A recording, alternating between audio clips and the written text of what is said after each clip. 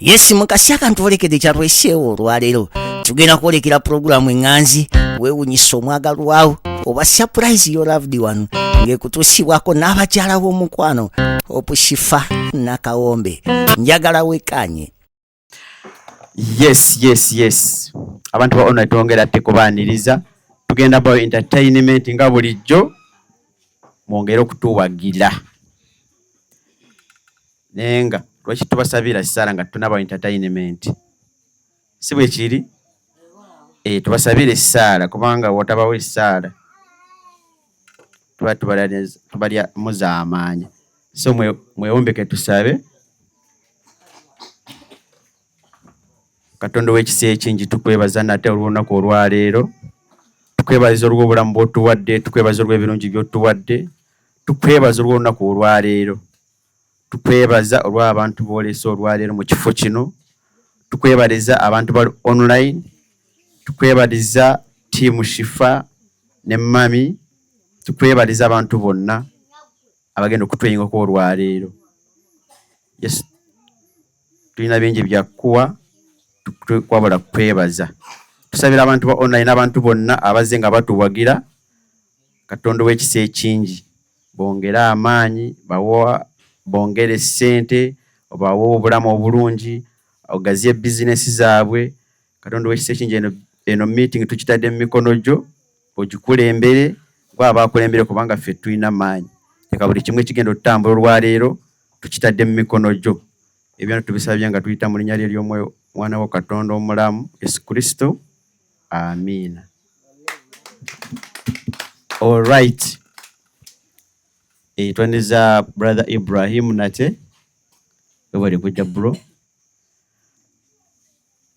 team great opportunity online kansubire weemuli tubaniriza nate na yeso surprise ataka tazileta hatataka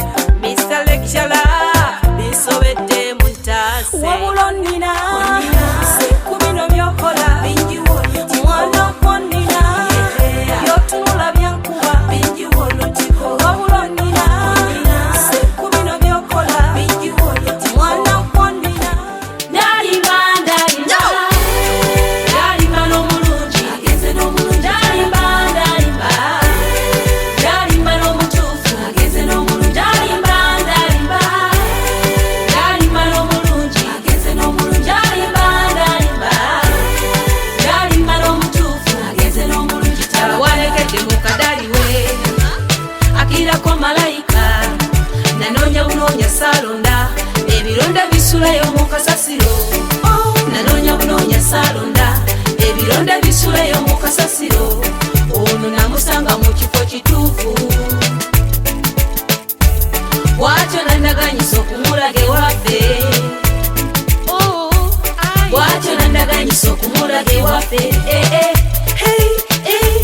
ndalimba ndalimba ndalimba n'omulungi ndalimba ndalimba ndalimba n'omutuufu ndalimba ndalimba ndalimba n'omulungi ndalimba ndalimba ndalimba n'omutuufu n'omulungi talaga maama ne taata ye mulenzi wange ono bwensiimye okuba naye ono namusanga mu banka wamma taata lwe wantuma olujjukidde kutereyo ku ssente eza sukulu fiizi werabidde bwe yandaba mu layini bw'atyo nasekereza bwe yandaba mu layini bw'atyo nasekereza bwe yasaba kabayiro nange nenkamuwa bw'etyo nenkuba neetonnya nampa ku kalifuti bwe yasaba kumulaga ewaffe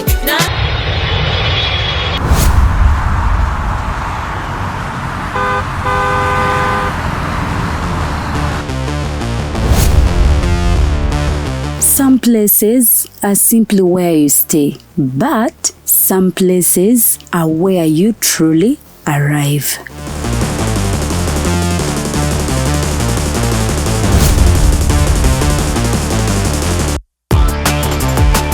A space designed for comfort, where every detail welcomes you.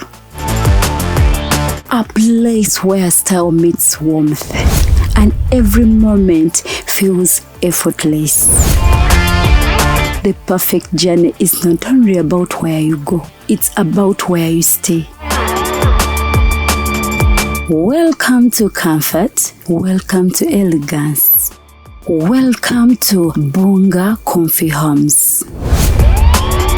Now proudly listed on Airbnb, ready to welcome guests from around the world.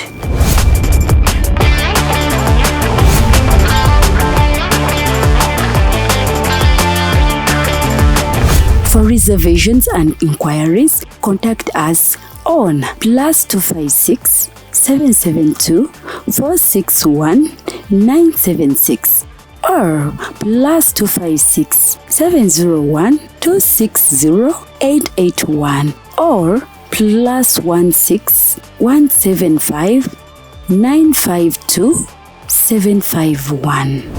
Bunga Comfy Homes. Your home, away from home. Book your stay today. Waliwo ani atuwaddeyo omutwalo wano? Yes, siriiwo naye abali ku live bane tusanyisa okubanga kwemuli. Tongero bajjukiza nti Garden Millicent Project gye tukyali mu kugusa y'emikwano. So abakatwegattako ababuuza nti tuli kuki? Tuli ku kya charity ekyokubanga tuzimbira Millicent business. Ne Immaculate naye muwandiike yatuwadde emitwalo 2.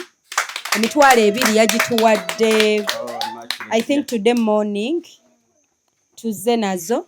Then tuyinayo wano eyeyama okutuwa emiti. Yateekako emitwalo 24 naye zo za miti ziteeke somewhere ekyemiti wali teeka emiti covered kuba ina sente ze yampadde nangamba eziba tezimaze.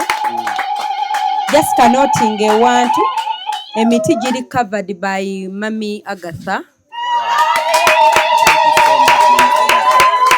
So in case ze yampadde bwe nnaabalamu nga tezimaze ajja kuba njogera naye ng'emiti gyo giri covered.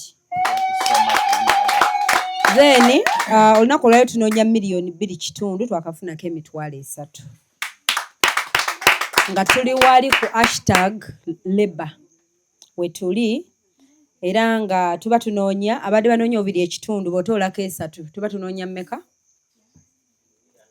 $2,247 abali ku live bwe mulaba omuntu najja wano n'abaziniramu tetuzina nti lwakuba tetulina byakukola nti twakuŋŋaanya awantu waffe tubeere bannabidongo but tulowoozaamu nti akutte 5 n'omutwalo n'azituwa naffe kyetusobola obbawa saala ne ka entertainment so kati abalala nammwe ababaako olina kati abadde ku mwana azina nti ate engatto ziriwa bw'olaba ntalina ngatto tuli mu charity case ng'oleeta 5 ogamba shifa noonyeza omwana engatto gwe zimpolayo bwe siizimuwe bannange kye bayita charity ate mwagala bajjire mu bukondo tetuli ku fashion show tuli ku charity ekikwekweto kweyimusa na kuyambagana nsanyusa okulaba mwami Bob bannange mumwe ku ngalo yansimira oluzi lwa mamenoka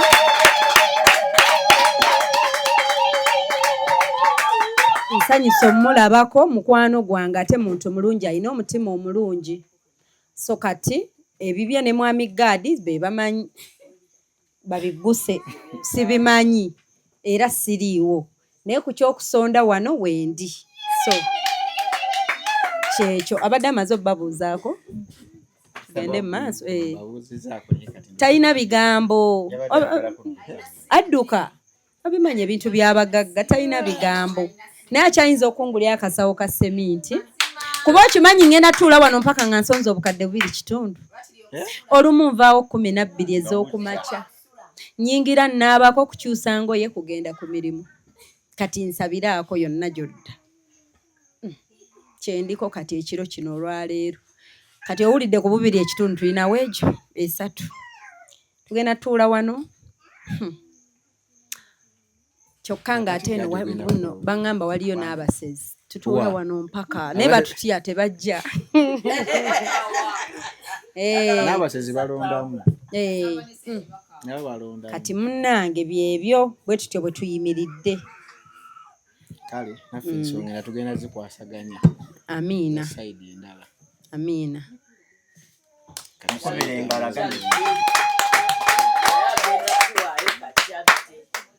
so tweyanziza nnyo Mr. Bob weebale nonno wala naye weebale kuvuga amafuta nojja ng'omwami ono akuyise ngambye nene ekibanja kituufu dina lwe nayawukana naawe nga nvuga nzija eno kituufu olujjukidde by the way noŋŋamba nti oyinayo I remember gwe yandaga ne zippanya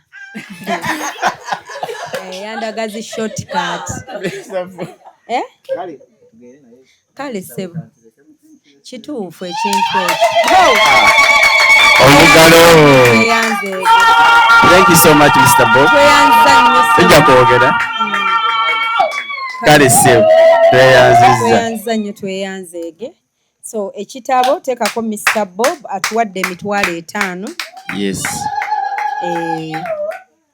tuli ku nsonga za leba so tuba tutoddeko emitwalo 8 tunoonya miliyoni 2 mu emitwalo 42 ze tunoonya olunaku olwaleero era abaliko bambi mbajjukiza nti bw'olaba nga tukuziniddemu wano gwe kwata oba onyumiddwa oba tonyumiddwa kwatayo omutwalo oba 2 bambi otuweeyo otugatteko osige nabagamba ekintu kya charity kino kati so omwami ayitiddewo ndowooza nga tamanyi bingi kuba simanyi nsonga ki ze baayogerako naye bambi akutte n'atuwa emitwalo 5 so muzira ntengobe naye yatuwadde omutwalo by the way tweyanziza nnyo bwe guli omutwalo eyaguddewo ensawo yaffe ng'alabye bambi oli baby girl ng'azina so bambi abaliko bambi ba sweet mutuyambe tulabe nga kino ate tukiggala kubanga kyafikka luli ate kyolekedde n'olunaku olwaleero kuba simanyi nange bwe bunaaca nga tumaze bwe bati tuzimbye nga ngamba Dundu bye bye nkyegomba yes omuntu akoowa tekinyuma omuntu akoowa you people bannanga omuntu bw'olwa ewantu bakukoowa ngende ndabeko n'abalala bandabeko mukwano nze ngende n'ewalala bandabeko shifa mwansi yonna si wammwe mwekka Tochirabe wamma menta ayogedde kati menta yasobola otegeera kyenjogerako. Yes. Kati mikwano bambi abali online ba tiimu Shifa mukinkolere tukiguse. Kuba mulinzo slowing embeera nga mugamba Shifa kabeereke yakyanyumirwa sina byennyumirwa Dundu wabula njagala tuguse mission eno tuveeyo please abatulaba ndaba oli bwantunuulidde what have I done gwe wakoowa n'okuzina mugambe wakoowa n'okuzina ntukuyita okuzina ng'ogamba nze mundeke sibi kwegamba ntule butuuzaawo nga mundabako nga nze eri siyingiza sikola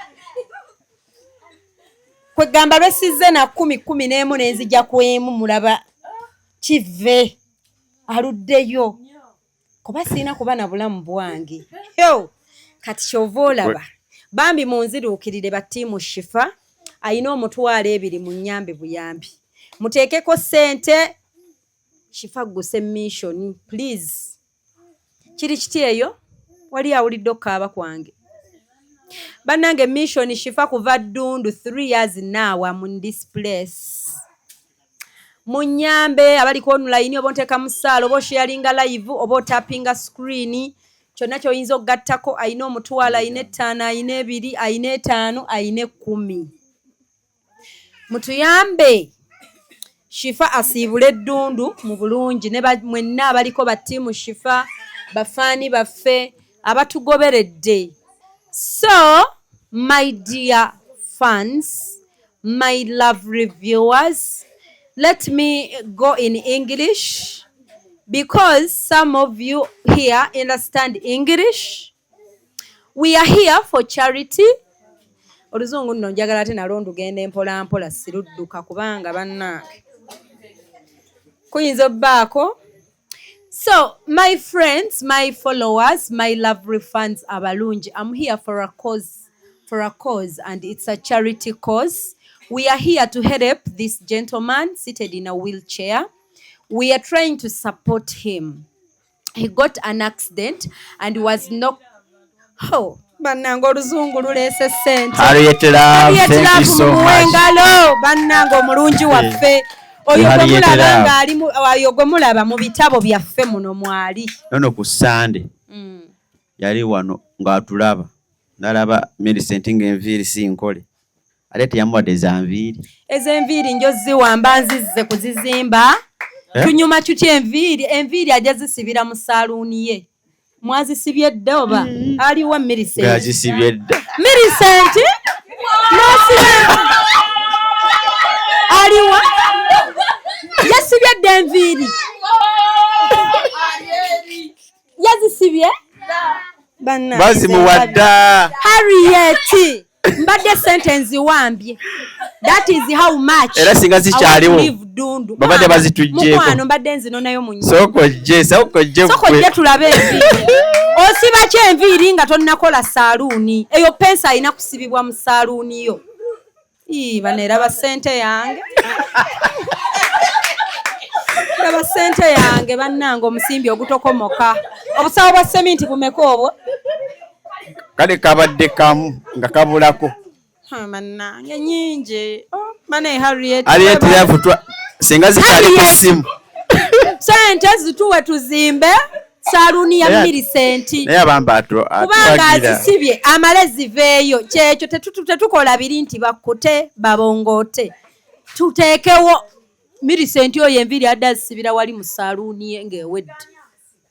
Mukwana ayiiya nti saaluuni. Anoonya amusibira nga musaaluuni. Ayigiriza omwami wa musibe.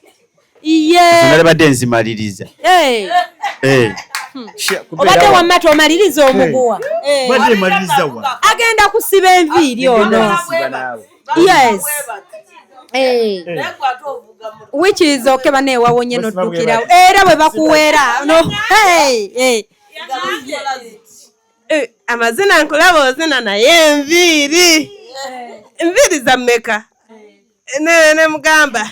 Penso bamusibira 2 n'ebiviiri bya mutwalo. Je mutwalo 3 naga njitadde. Nagamba njitaddeko ku Sande ntobera musiufu yangambye ku Sande sibera musiiwuufu mu miitingi.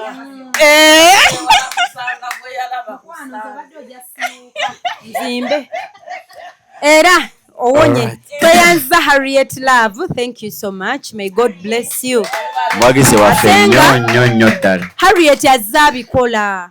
She has been here. Yes. Sigamba nti yayingize nnyo. Kati abaliko bagamba maama ebyo byabagagga bwe bati era bwe bagenda okutapinga mu blessings bafune emikisa nga mwe muli awo mulowooza mbu byabagagga. Kati bambi omwami avuze amafuta ayitiddeko wano. Aleseewo ekyetaano. That is a lot of money. Yes. Yes. Ekyo ekyetaano singa abadde akireseewo nti kuyamba famire ekina kyekikola. Naye ate era tukujjukiza nti tekigaggawaza. Ne bw'oba tokituwadde era tekigenda kugaggawaza. Kati wookiteera eno n'osiga. Yes. Nze waliwo ne wentunuulira abantu ayamba. Ne bwe mutunuulira omanyi kye ntera okwogera. Ono kyali asize bulungi. Ono kyali yeeterekedde. Ono kyali yeetemedde ekkubo. Yes. Kuba ffe bwetyo bwe tubitegeera. Okitegeera. So please, I was still in English. My dear fans, my love reviewers, as I was still telling you, Aunt Harriet Love nabikola, and Harriet Love did it, as she has always done it. Yeah, we have this gentleman seated in a wheelchair. He got an accident, was knocked down by a sino truck. Naye bba wa Shadia. Ate ye gwe. Ngambye naye bba wa Shadia, ko Shadia ate enkoze eki? Ye gwe bba wa Shadia. Ye gwe bbaawe. Nange. Enseno. Bannange, she loved my English. Thank you, Farida. Naye mugawulira amanya.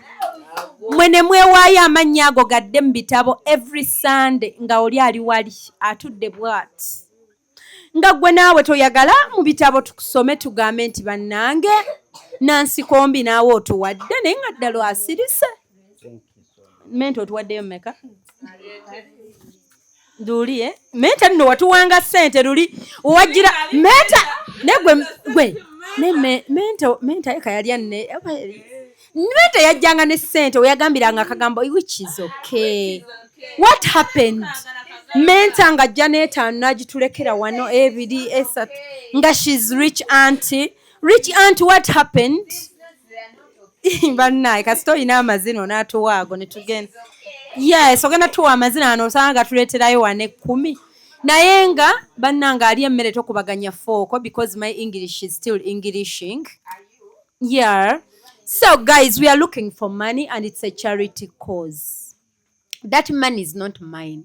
Because when you give us money, I leave it here. Oluzungu lugobya abantu mu ntebe. Nga sikyabalaba. Which is okay.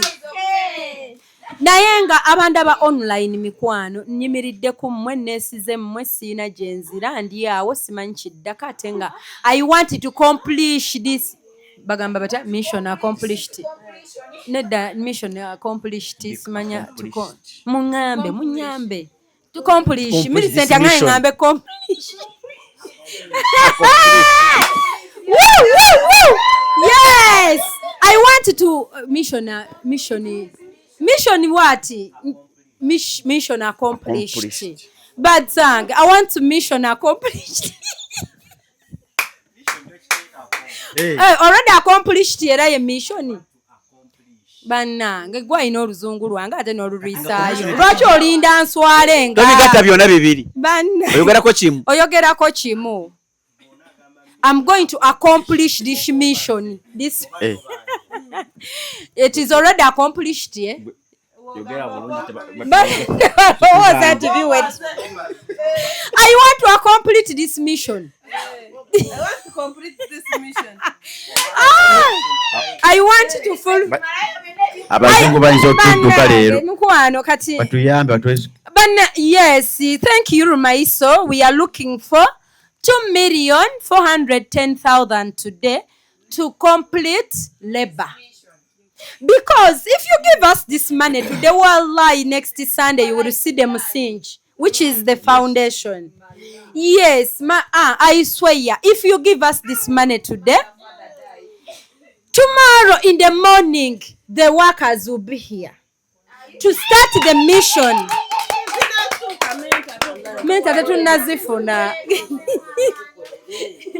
Yes, just chiri Bambi mikwano. Bambi, please, guys. Oyo munowo muyambe mumenyere kukolyako olina kyoyagala muweko. Mannange oba ate nkubye nnyo ekikalu tebiraga nti noonya ssente. Who is not serious? Don't tell them that they are not. Bannange ebintu tusondera omwami oyo. No, togamba they are not serious. Ako tekayita. They are serious. Can they be on live when they are not serious? These people here, they are not serious. Bannange. Oba Millicent ompe Gomez zinengoye. Bannange bamba loved ones. We are looking for money. The person looking for money is wearing a Vietnamese Brazilian. As me, I'm in traditional African tradition. Ate wheelchair is smiling. Because this, yes, I put this wig down. Which is okay. I'm going to remove this wig, guys. Which is okay, my guys. This wig, it is okay. I can understand. But this one is from I don't know, but I can't understand. But this one here is my support. Thank you so much, Zero. Emeka, Emeka, nedda ebiri akasanvu agenda ziteekako eka akoze ensobi ampadde enkumi 3 wama zero na ni wa secret my secret you saying we have secret now secret is not enough what I want to tell you this one way is that me in African traditional way I'm different from her. What? Ata different bichi nawe menta nkugambye. Secret has given us 3,000. But I think she has done a mistake. The way I know Secret. Secret is all over that book. Are you sure? Mitwalo the Secret I used to know. Yes. My English has Kati come. Kati nkumi 3 Secret. Why? Maybe. I think my thinking is like Secret was thinking 300. Eno gundi enviri eno ngena kujjako wigi. What? Now these people are just dancing. They are dancing around. Ngamba bali mukuzina azina around. Wigi no wigi mwana gwe tebikola. It Banage, this is that Shifa we used to see. Ngamba gwe tumanyi obulijjo. Are you sure? She has come to dig mbwaze kulima. We are looking for what? Money. For what? Money. Nze nonya sente. She has come for money. She has come for money. Me has come for sente. Banage, she has come for Sunday. Banage. Oba bazigule zigende kugundi. Banage wabe waji. Yagala no Vietnamese. Nze nsobola okutunulika like it is like 8 inches. Wallahi yagende. I don't know. Kale oba tebatusondedde sente. Nkuguze wigi ajagala nga gwe osobola kula wigi. How do I maya steke ku material? Yes, it will really look. Sibule dundu. You will see. You will say bye bye. Yes. Oba you will say blouse njitunda. The Lawrence also jambala. Ate nsigona. Ate nyumye. Namma mulimba. The way you look so smart. Banage nayo njitunda. Nene mpale yali nene njitunda. Evamu LC Waikiki. LC Waikiki abajimanyi brand nene sati ogirabe eriko LC Waikiki. This is brand. Yeah, LC Waikiki ba designer mbamanje bava bambi mubigule. Atomba gomese masana bijeyo ebyo bizeyo twagala binene byaffe. Ate oyagala bagaendi mugole. Just kulika agula wigi. Anajingulira. Mujiraba. Yes. Banange.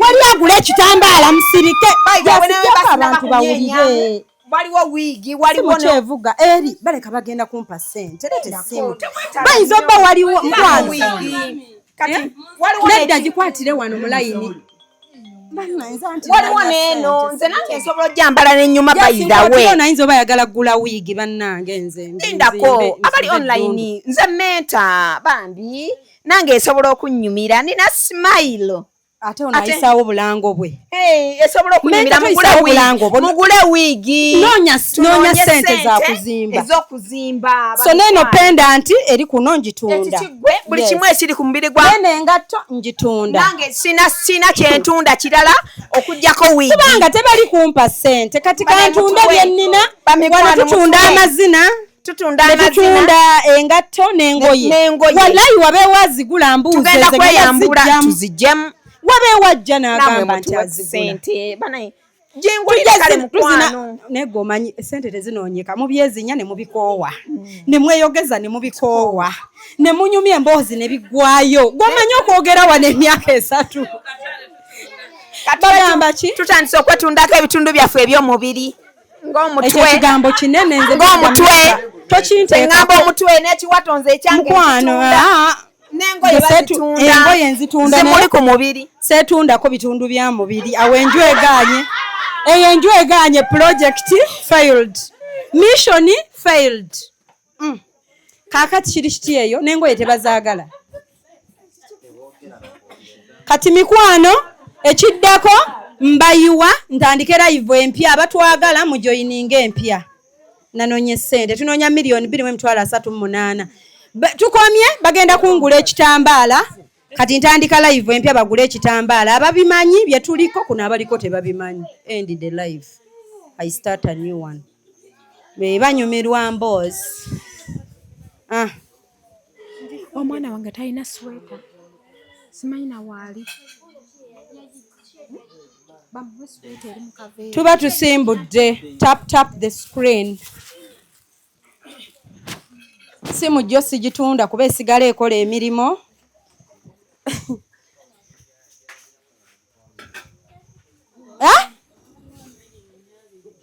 njiwaayo neŋŋenderako iwa naye nga bannange mwe balaba katwegattako kiri kiti eyo ya tuyingiddewo tutapinge tusharinge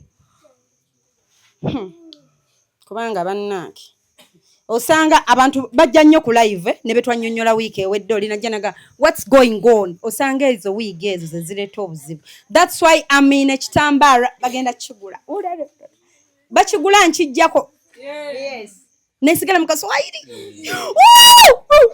esente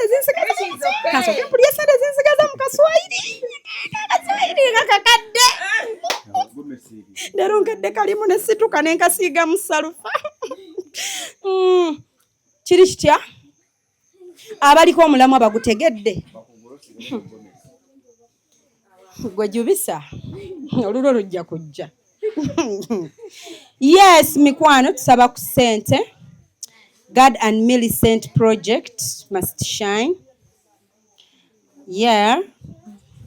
mune wano buli omu ayolesa kyayina ayina dansi n'aleeta menta n'aleeta ekiwato nange weŋŋambidde nti kanzijeko wiigi eno osanga wiigi eno yebaleetedde okugamba nti kirabika shifeyo gyali teri nnaku kati eno wiigi eno bambi from Vietnam 28 inches olaba bw'ojambala eba egwa bulungi wano it's a glueless toweetaaga bino ebateeka ggulu mwalaba abasinga tukutuse enviiri wano mu maaso lwaggulu gwe batuteeka kuki ku wiigi kati shifa yabaleetera zino wiigi ng'oluteekako ng'ogenda so mukwano gula wiigi eno n'ebigimentaininga nja bikuwa ebigitonginga sipule ezigendamu tuzimbire God and Millicent kuba kati bannange nze amazina muŋŋamba gannema kati mugule wiigi nyambadde ekitambaala ne bw'oba oyagala ngoye zendimu nzijjamu n'enzitunda eno blouse leero lwensooso byambala tebinawe birabikidde kiri kiti eyo tunoonya miliyoni 2,387 olunaku olwaleero tusaba ku buyambi. Aliwo ayagala wig? Anti Katushaba ajja kubuuza bw'ava akajjeko ennamba yange ya WhatsApp ajja ankubire kati tulamuze nga tuwulira eddoboozi lye ateekemu effort. Bannaye abala tusabayo omutwalo wig ogitunda sandyagadde nnyo mpozi nga njitunda for business nandyagadde naye mama ogitunda nga sente nziwagadde naye siina kyakukola because I want to finish the project and leave Dundu. Yiyi, why yiyi? Who is saying yiyi? How much? Katushabe jangu linnya akatuuti. Katushabe linnya akatuuti ojje tulamuze wigi. Jinnya akatuuti tubageininge wigi njitunda lwa nsonga I want God and Millicent to shine tuzimbe saloon. Oba si China omutwalo 2.5 leo tunoonya miliyoni 2.5 twakafunako emitwalo emeka? Just towemola baby. Emitwalo 12 n'enkumi 3. Twakafuna emitwalo 12 mu meka? Okay. Bannaye engalo Mr. Ibrahim atuwadde emitwalo 10.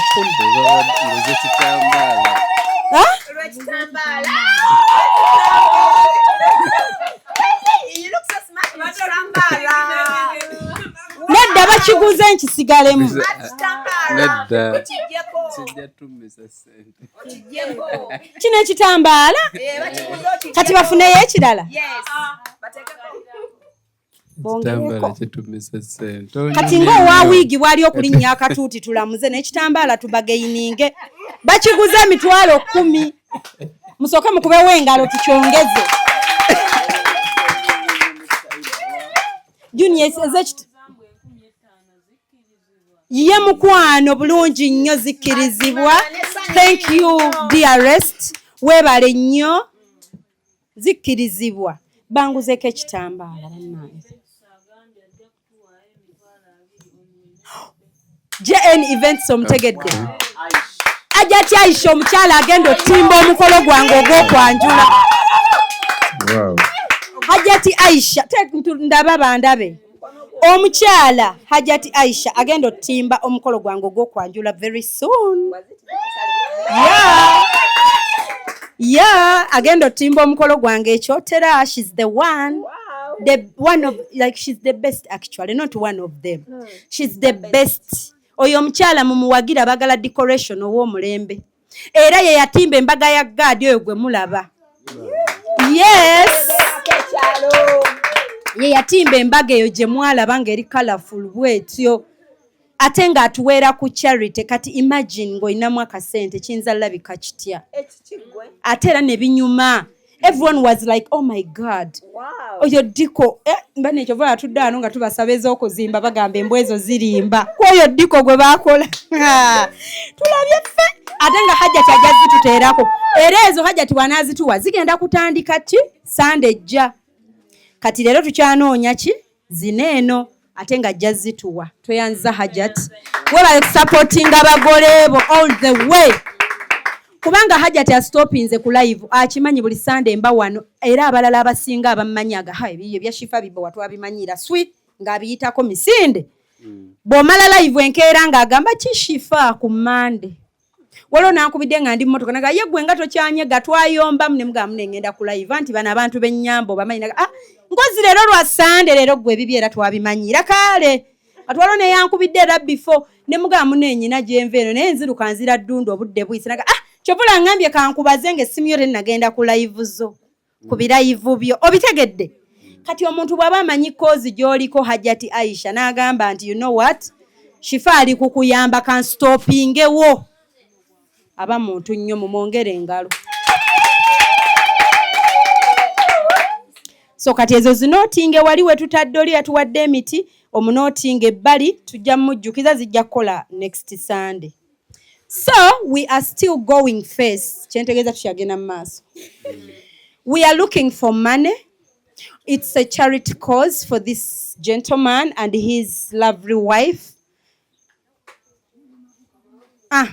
we want to make a business for them. Because you people, mwatwegattako ne tubakolera omukolo gw'okwanjula ne tubakolera embaga. So kati twagala labikanga akayimba kano nti nno tubawe bakute balye babongoote enkeera nga tebalina kyakulya. Twagala baleka nga basobola oyimirirawo. Enseene ate ekyuka mikwano. Sente zino mugenyi. Sente zino mugenyi era bannange bw'oba ozirina. Let's do the needful. Kubanga zikukyalira leero ne zikyaluka luli ne zikyalako ew'omulala. Ne bwe ziba zikyalukuka ewuwo. Era zikyalukuka nairwa kuba olumu nkoowa okweyogerako naye ntuuka nga bwe njagala okuwa example nga sinnagenda kwogera ku mulala era emaliriza eddira nze. Naye nga ffenna abasinga jasooka okebera mpuliddeyo akameseji wayinza oba wali yampadde ku ssente. Ffenna tureachinze in life we tufuniddemu. Thank you Madina for 5,000 shillings. Webale kutwegattako bannange. 5 we zibula. Thank you Immaculate. Katola be 5 ziri ne zino gufuuka mutwalo. Thank you lovely Immaculate. Mbadde mbanyumiza nti ffenna tufunye bambi. Thank you user atuwadde bambi. Oli abuuzizza nti 5 muzikwata. Omuntu oyo nabeera bambi nga naye yetunuulidde. N'agamba nsobola obbawo 5 zino naye tebaazijerege. Bambi weebale omuntu omuyambi aba muyambi ate teriyo omuntu kyata ali awo nti nze siinayo kye nninza kuyamba. Mbadde mbanyumiza mu bulamu buli omu wano ali wano mwali mufunyeeko ku setbacks in life. Kale mwali mufunyeeko akaseera akasoomooza sente ne zibula byogatta ne bigaana. Naye bw'okwata essimu yo ng'oscrollinga onaakubiraani wayamba wawolaani ani gwe gwe waddukirirako. Naye okwata mangu essimu n'ogamba owaayi erinnya lyange lya Immaculate bashifa baliyina mu bitabo. Wallahi ani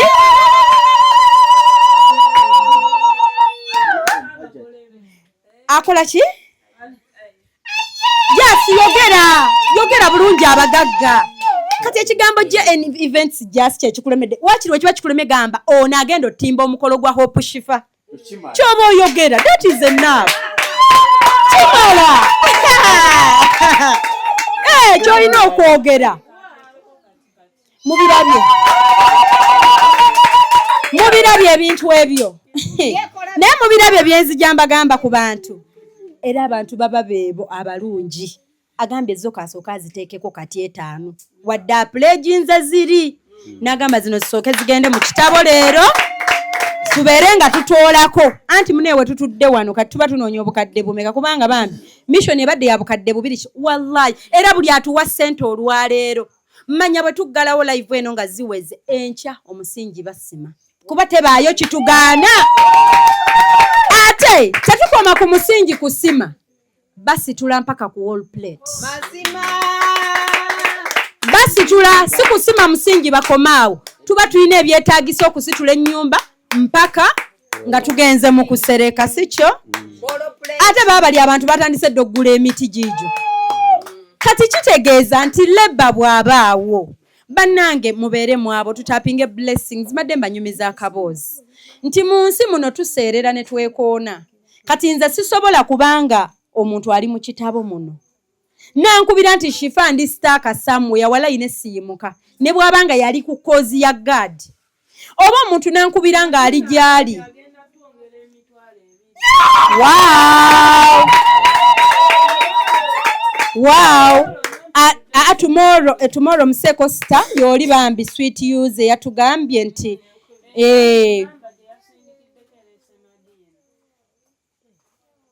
agambye ajati agambye 5 temujawula ku 2.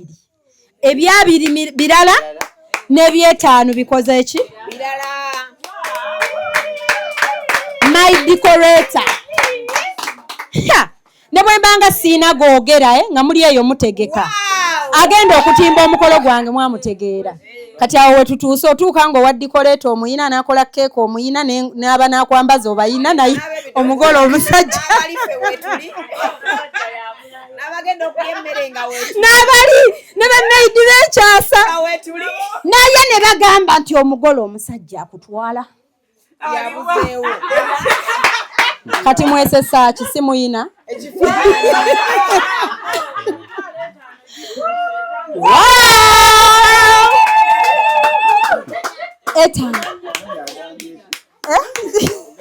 Naye nvaako oba tewawuliddezaayo vidiyo mbere serious batya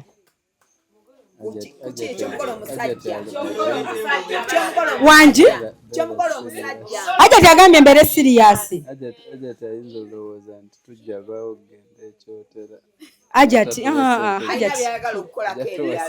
naye gwe ow'ebifaananyi mbalina hype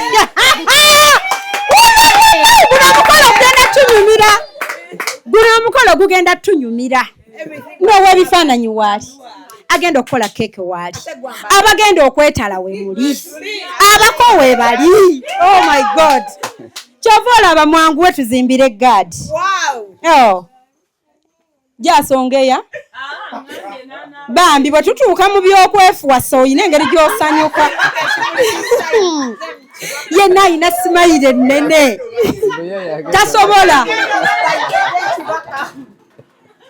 okitegedde ekintu ekyo kaakati mikwano oyo hajja ati nze yayina taache yajja okunkolera ebintu kalazi ziri eziriko mwe mujja mukeberako live bweggwa mugende ku page ye.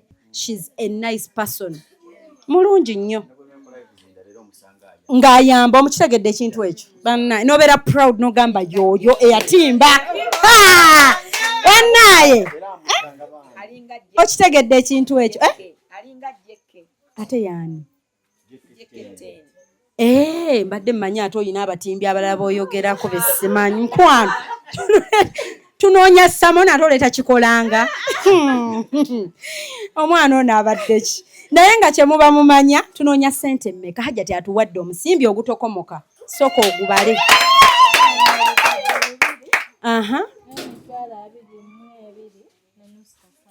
tunoonya miliyoni 2 mu emitwalo 22 mu kasanvu ntwali ayina kasanvu akatuwe tukajjemu bisobolo sounding obulungi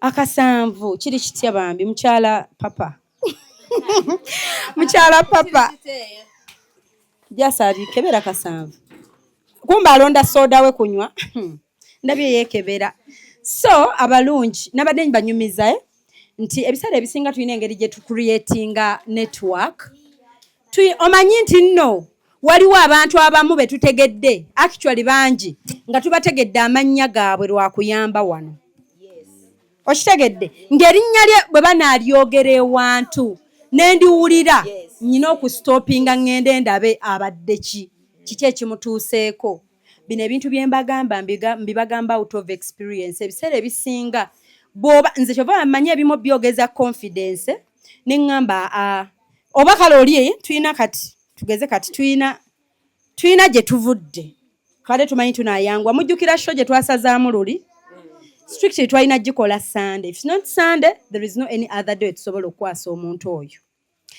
Kyokka bwe tutuuseeyo tutabuseeko mukwano bibaddemu walampa ebikomera n'okwegoba n'engatto it was really bad. Kati tugeze waliwo kati omuntu agambye ku kyalo shifa nga ekibadde bakuŋŋaanye bwe tubadde munaabiraba olina gaba n'eshifa bifa bajja kuloga kati nze muntu aterogaane nga Katonda ekitaso akikkiriza ku byenkolera abantu Katonda akkiriza buno busimolo issues mbushifa bumutuukeko ku protection yendiko nkyogera n'amaanyi si kweraga bati tumanyi kye tuzza mu society kati kyenjagala nteeke mu bafaani abatulaba ebintu ebimu bigenda kwerwana gy'otali abantu balabe ng'otambula ng'ow'amalala because mu mutima okimanyi nti eriyo omuntu ali mu kulya akamere because of you eriyo omuntu ali mu ssomero obudde buno because of you Harriet atongedde akasanvu ke tubadde tunoonya thank you Harriet kyokka ng'obwedde atuwa thank you mentor oh my god menta ku kiwato ayongeddeko n'akasanvu n'ettaano sorry n'ettaano thank you menta kati wabeewo aleetayo ettaano zino nazo tuzoogere nga zigamba mutwalo bannaisha dya tunako mu nsawo yange temuliimu ttaano kale zibeere ng'obwo obuyitamu obwo bwo tusooka ne tubujjamu obutabuzaabuza batulaba okitegeera naye nga kati Google omutwalo 5 ne zidda wano so kati ekintu ekyo kati bala ebitabo bambi mukyala papa naye nga mbabuulira ayina engeri gye kimusanyusa naye nga kyembagamba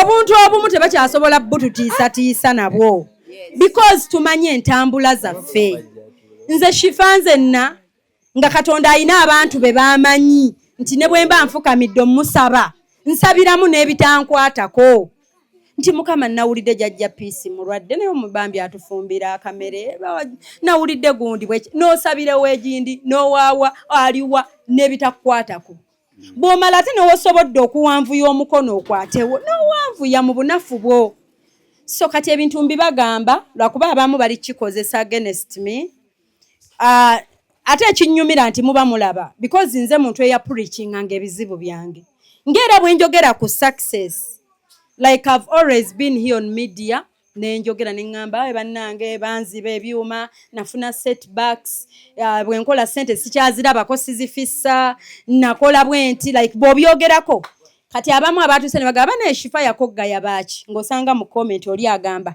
anti yafuna ebizibu bamubba oba bino byalusabye yakaabanga oba biki nengamba ekitegeeza baba balaba ne babiyitako ne baseka because nabikaaba for 2 years naye ate waliyo bamuzira kisaaba taaseka kati sijja tunuulira bakola ki abaaseka ngenda kufokasinga kuba nkansolinga mentally ne batereza omutima gwange ate ne banyamba financially ate ne banyamba physically ng'ate bo siina kye nali mbakoledde okitegedde ekintu ekyo nti ate nze olinza osanga nga mu benzira wano n'enjogera n'emimiro ne gibuukayo ng'oli tadda nakunyega nga tadda nakola ki nga teyasiima but n'ekyo kibokke because tubikola n'oleka eyo naye ate ne wafubutuka b'otamanyi omuntu n'asinzira n'akuwa miliyoni 10 naye gwe okimanyi nti waliwo omuntu agenda ku kyeyo n'amalayo emyaka nga kimututte kunoonyayo kapito wa miliyoni 10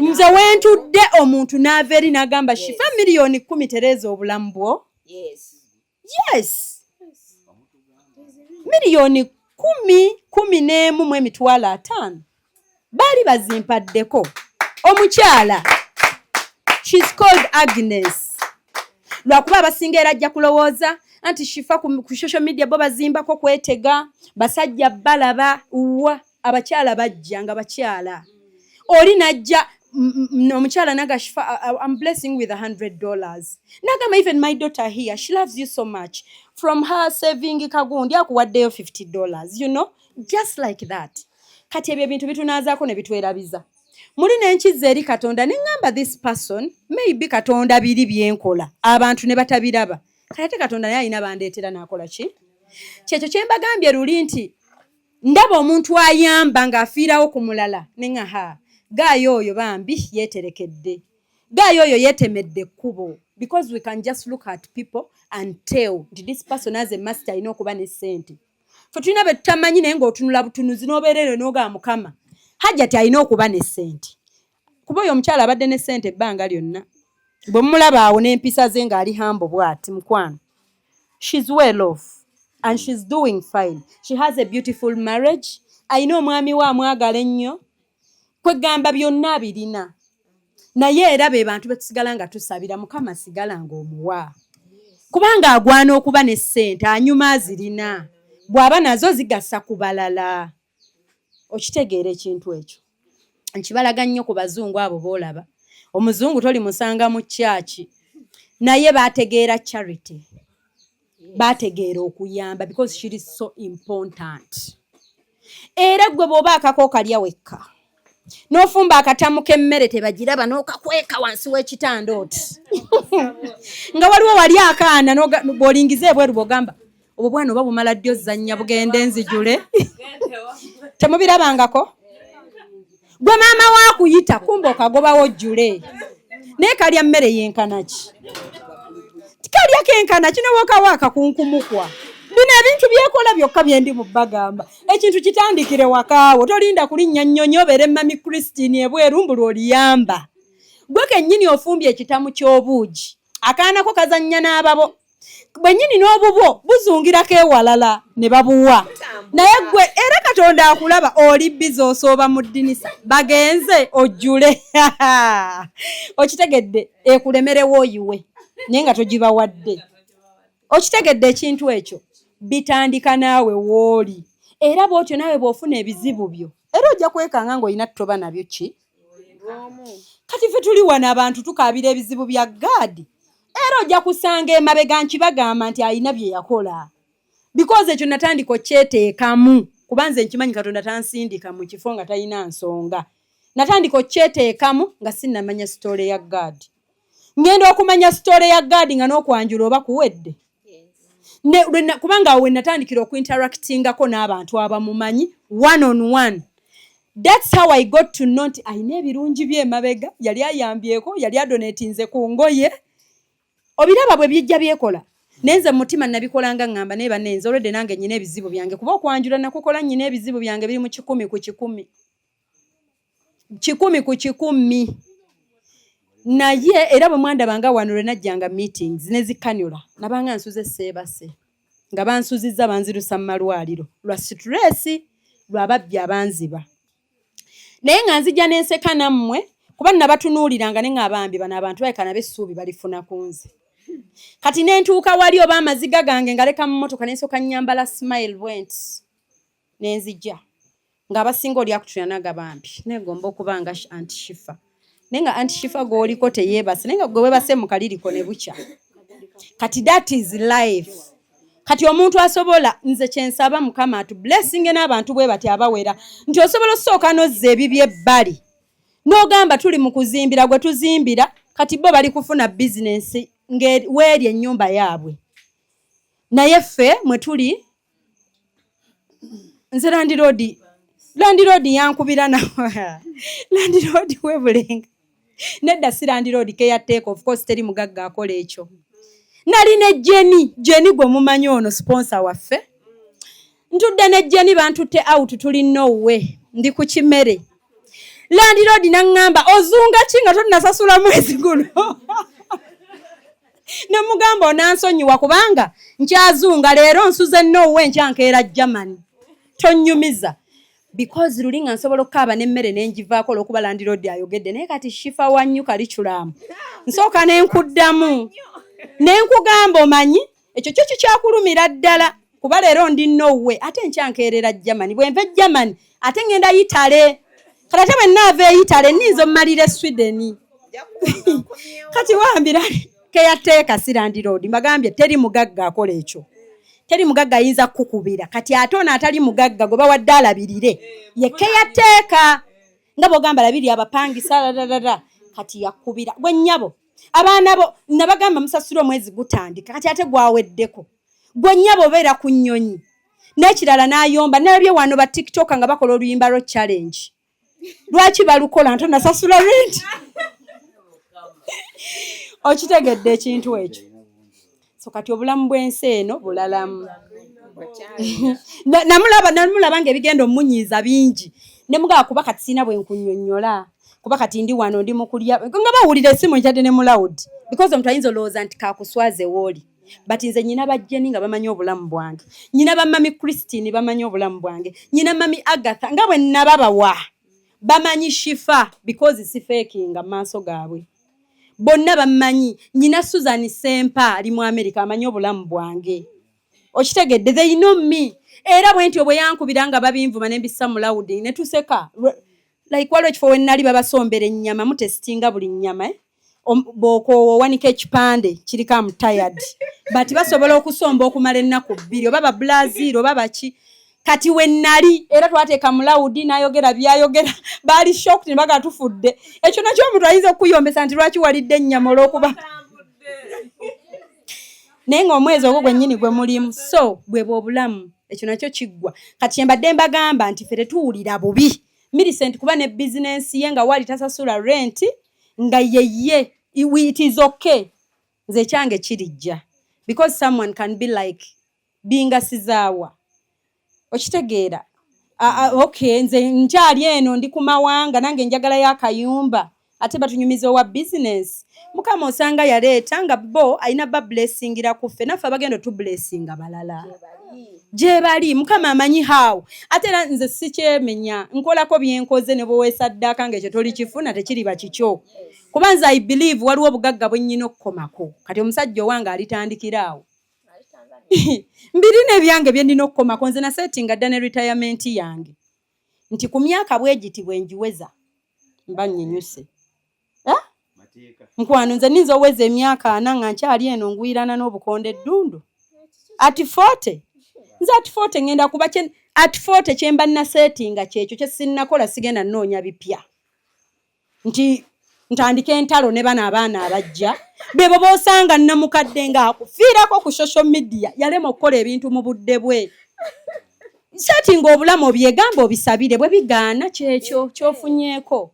Of course my husband will be like Haji my husband ajja bikola byesikoze agenda bikola naye atandikiraawo kati tetugenda kwefuula abasajja osigale ng'oli mu competition ne bbaawo atuyine komo nkolako byenkoze nnyinyuke nkomekaawo oba nseetinze ekibizinensi ntuddaawo oba nnyina bensomesa biki bengattako nze kyo kitajja kunvaamu kubeera nga nnyina benkyusa obulamu bwabwe ekyo kyo nkisabira mukama akinsigazeeko nga akimpeemu obusobozi asigale nga mpa audience eyo esigala ng'ekikola.